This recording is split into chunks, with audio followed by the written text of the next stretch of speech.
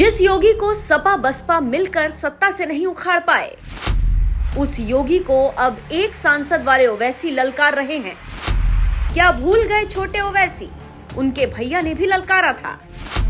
तब सत्ताधारी योगी ने बड़े ओवैसी को कैसे खूब लताड़ा था।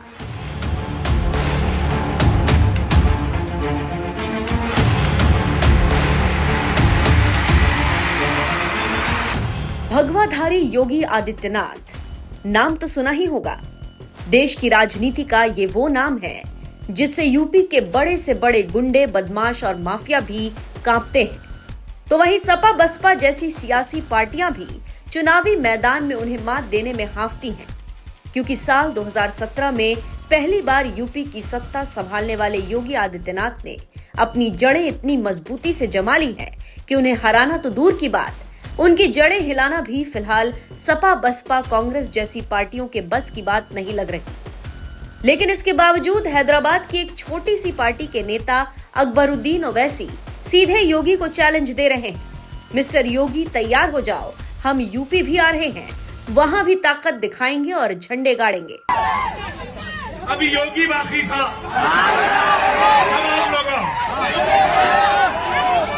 मिस्टर योगी तैयार हो जाओ, यूपी भी आ रहा हूं। चलेंगे यूपी, चलेंगे। चलो इसके बाद में यूपी चलते हैं और यूपी में अपनी ताकत, अपने झंडे को गाड़ते हैं और सब झंडे को वहां भी लहराएंगे इंशाअल्लाह ताला। खुदारा समझो।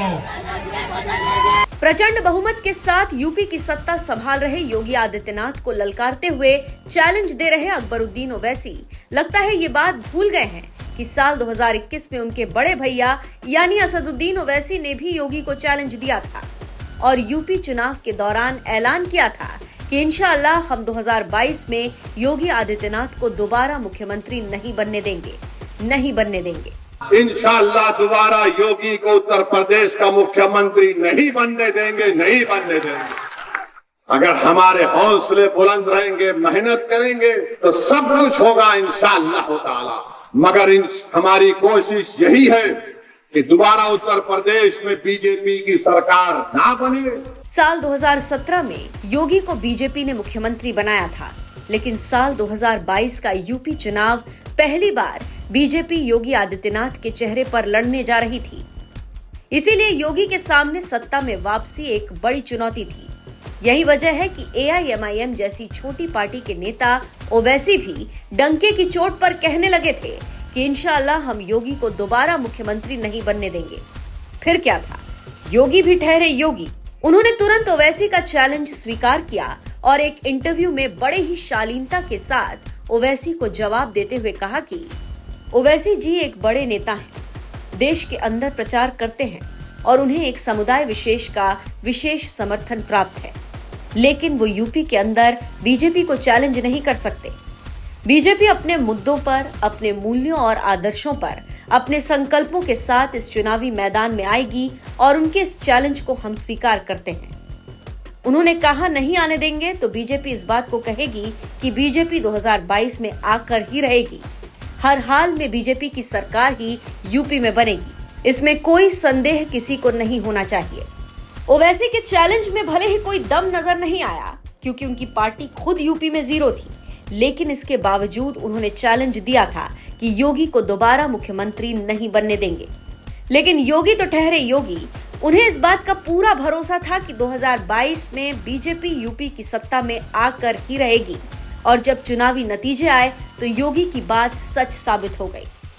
बीजेपी प्रचंड बहुमत के साथ सत्ता में लौट कर आई, जबकि ओवैसी का चैलेंज सिर्फ एक गीदड़ भभकी ही साबित हुआ, क्योंकि 95 सीटों पर उम्मीदवार उतारने वाले ओवैसी की पार्टी का ऐसा हश्र हुआ था कि एक भी सीट पर जीत नसीब नहीं हुई थी।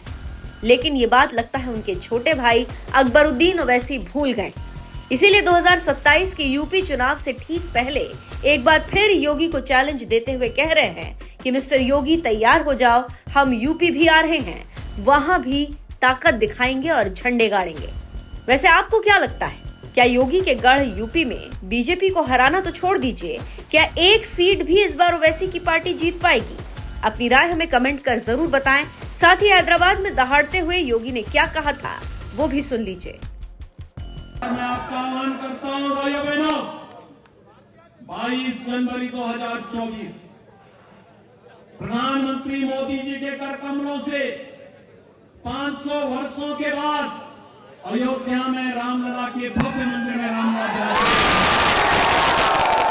मुझे बताइए भाइयों बहनों, कांग्रेस ने तो यहां इसको हैदराबाद बनाया, हम तो इसको भाग्यनगर बनाने के लिए आए हैं, भाग्य को बदलने के लिए आए हैं।